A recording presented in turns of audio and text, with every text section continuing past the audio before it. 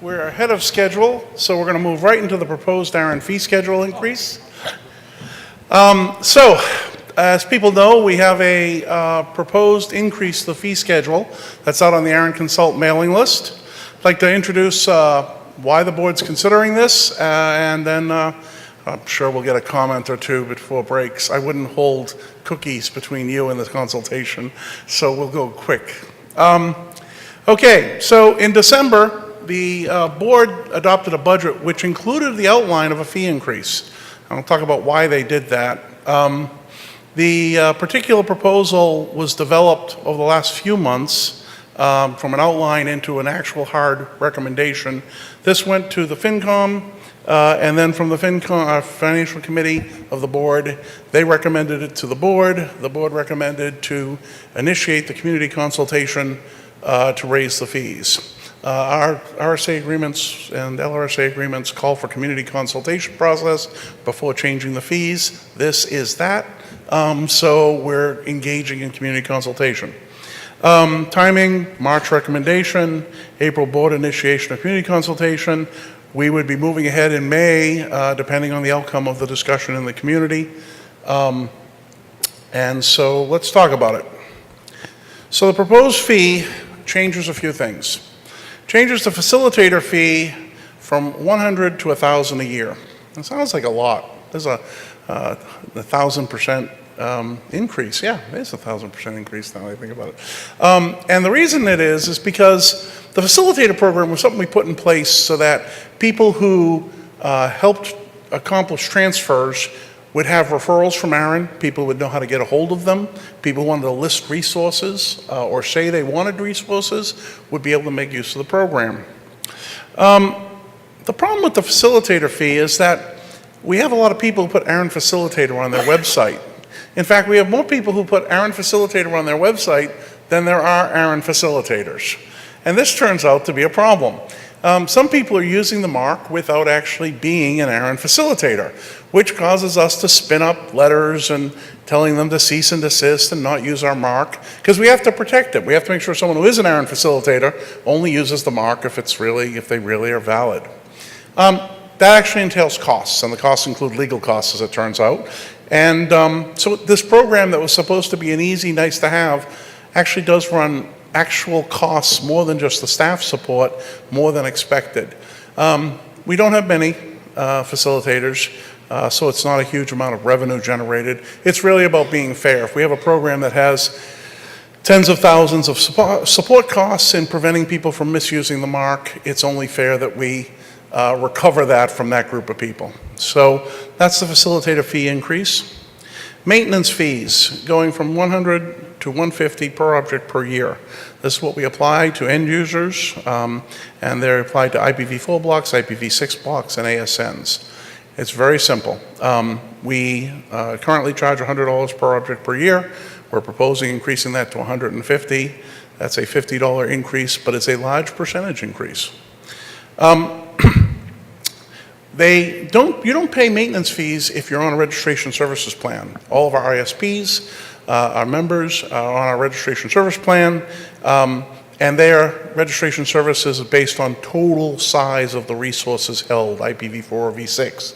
And they don't pay registration services fee, maintenance fees for v4, v6, or for ASNs for that matter. They're generally ISPs. So we're talking about an increase to the end users, not to the ISPs.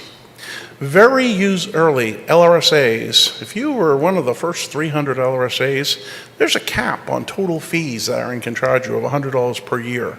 We propose increasing this cap from $100 to $200 per organization. And so that's just something that you need to know if you're holding one of those very early LRSAs, versions 1 and 2. Net effect on revenue. Facilitator fee. $3,400 annual. End user maintenance fee, $1.4 million annual. Very early RSA, about $200K annual. The total revenue increase is about $1.6 million.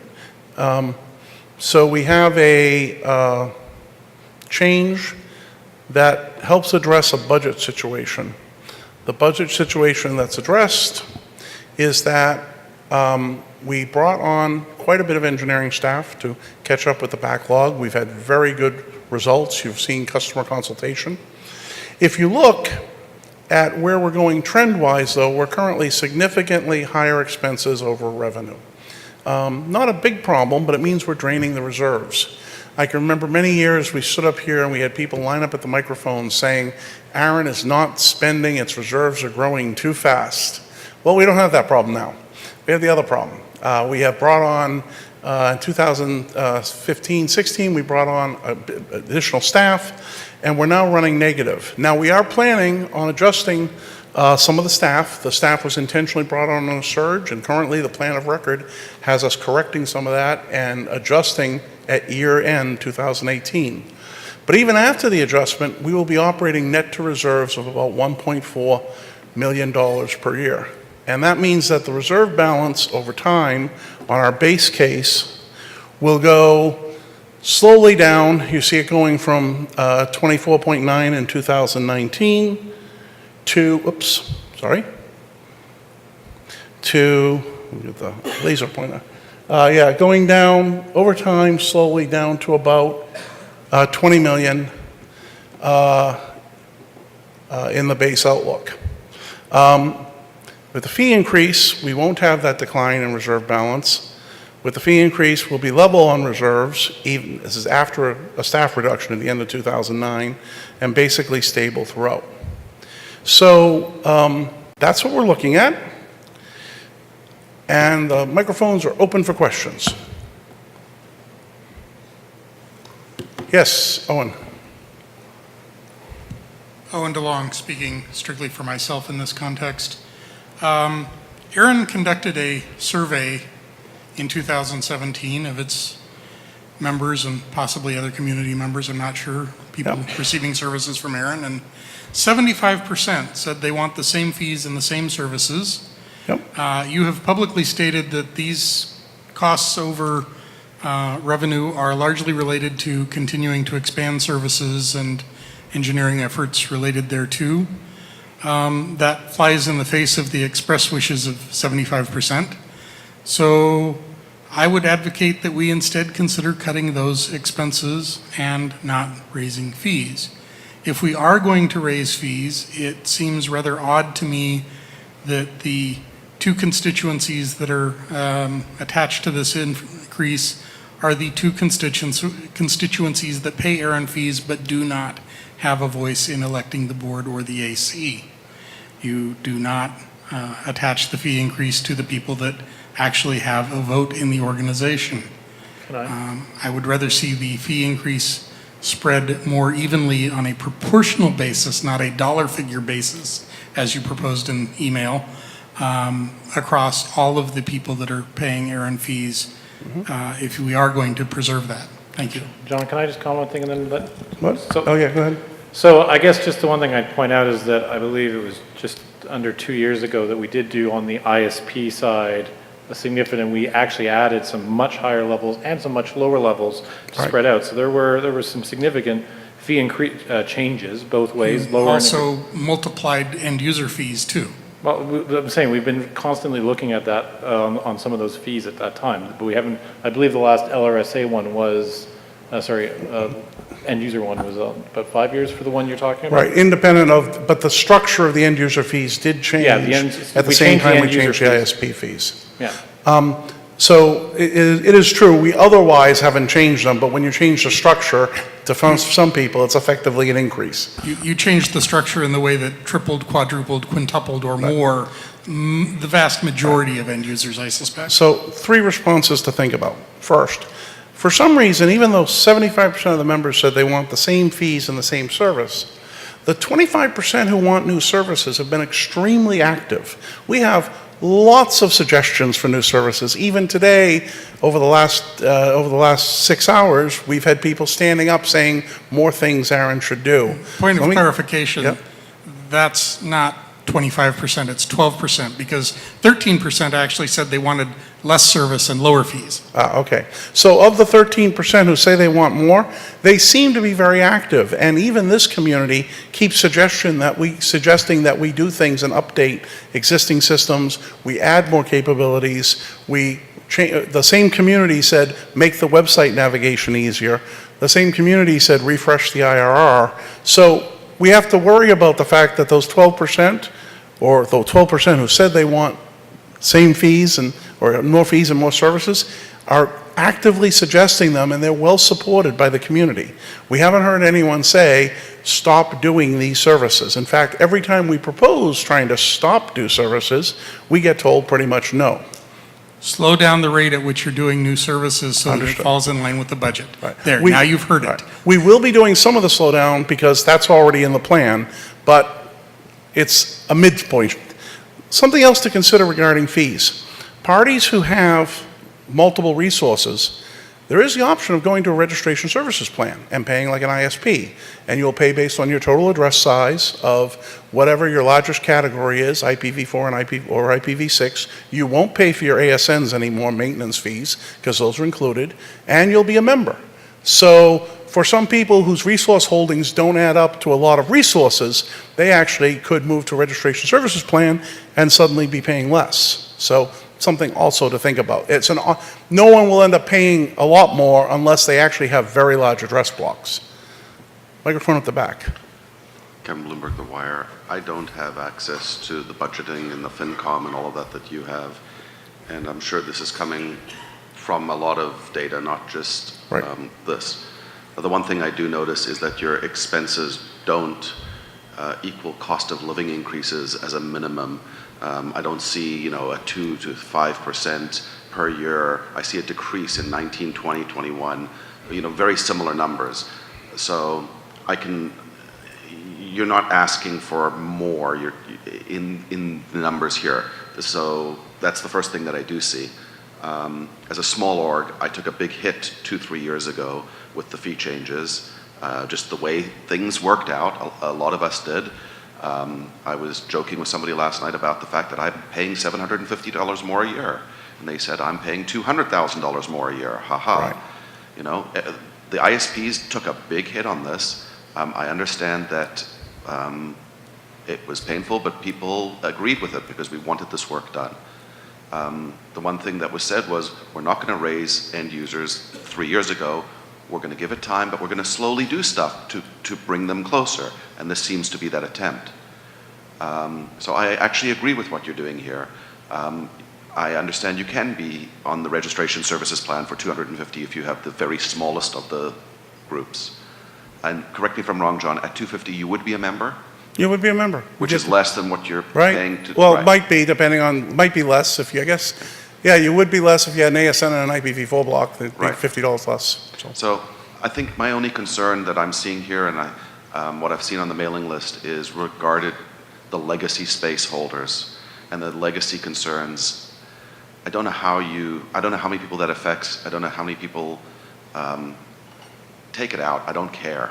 It's such whatever you need to do to not have that issue there, it's a minor part of it, in my mind. The people who have end users need to start over time to get up as they become less and less differences, and there's going to be less and less legacy resources over time. It's going to become less and less of an issue. That is truly one way to look at it. We have 500 organizations under legacy agreements, and we have 15,000 organizations with legacy resources that are not under legacy agreement. When ARIN, in 1997, when ARIN was formed, it was formed so that the community could have a voice in how these resources were administered. And at that time, the question came up, should the existing resource holders, all of them, be told to pay, or should they be grandfathered in and be given services? And the board said, no, we're gonna waive fees for the legacy holders, all of them, all 15,000, but we're gonna encourage them to come in with an LRSA and support ARIN. We had 500 who came in and supported ARIN. We have thousands who don't, but less because it's dropping as the market mines that. we don't really want to charge legacy holders any more than we're charging end users. We want everyone to pay the same fee schedule and have the same options. So it is true, compared to not paying at all or paying the old fees, legacy holders will be paying more. But they won't be paying more than any other legacy holder. They won't be paying more than any other end user. And the real question is, how do we get the rest of the legacy holders in? Because if we did, all these fees would be a lot lower. So I believe Leslie Nobile's number this morning was 6,000 legacy. Yep. Is that holders or blocks? That's blocks, blocks. But there's generally not quite one-to-one, but very close to one-to-one. So 6,000 have been dealt with. Yep. Maybe over the next 2 years, another 6,000. It's a diminishing return. Yep. The one thing that does ring true, it has nothing to do with me, but does ring true, is those that signed the LRSA, don't penalize them for having signed it. And it's, again, from what I'm seeing there, a very small amount in what you're talking about. Okay, point noted. Microphones remain open. Remote participant. Thank you very much. Jason Schiller, Google ASO. AC, he has 3 points to make. 1, please do not have a variable fee schedule. 2, he's happy for the large or the larger organizations to pay more, especially if it means we get more IT development. And 3, please do not raise fees on the very small, much less a 50% increase. Okay. Front. Joe Provo, Joe Provo, Google, ARIN AC, and speaking as one of those 500 LRSA in Right. an individual capacity. I can eat that, but I don't know if others can, and I do want to echo the points made that penalizing people not getting the services is just not cool. Okay. Front center. Rob Seastrom, Legacy RSA signatory. I don't think of this in terms of a 50% increase. I think of this in terms of a 200% lift over what I signed 10 years ago in the same period of time that the CPIU has gone up 20%. Okay. Thank you. Microphones remain open. Closing the microphones soon. How long should be always the same amount, except we're going into break with coffee and cookies, so. Did nobody have any view on the facilitator fee? I don't think we got any feedback on that, so. Okay. Hold. Oh. And Owen will be our last speaker. Go ahead, Owen. I'll ask Owen DeLong. I'll ask one question on the facilitator fee, since Paul Yeah. elicited it. Does $34,000 a year actually cover the legal costs incurred in protecting the mark? Yeah, we spent a little bit of time making sure we have the process down and the minimum amount of legal work to do it. It generally, I mean, if we had 5 or 10 people all of a sudden all show up and all need cease and desist letters, it might be more. But at the current rate, it's covered. It's not if we had a surge in people suddenly claiming falsely to be ARIN facilitators. I can't quite predict the future. Okay. Got it? I'm also confused as to how 34,000 works out to be a multiple of 900, but that's It's, neither here nor there. yeah, it's 1,000. It's because they're already paying 100, but okay. I rounded the numbers for adding them up.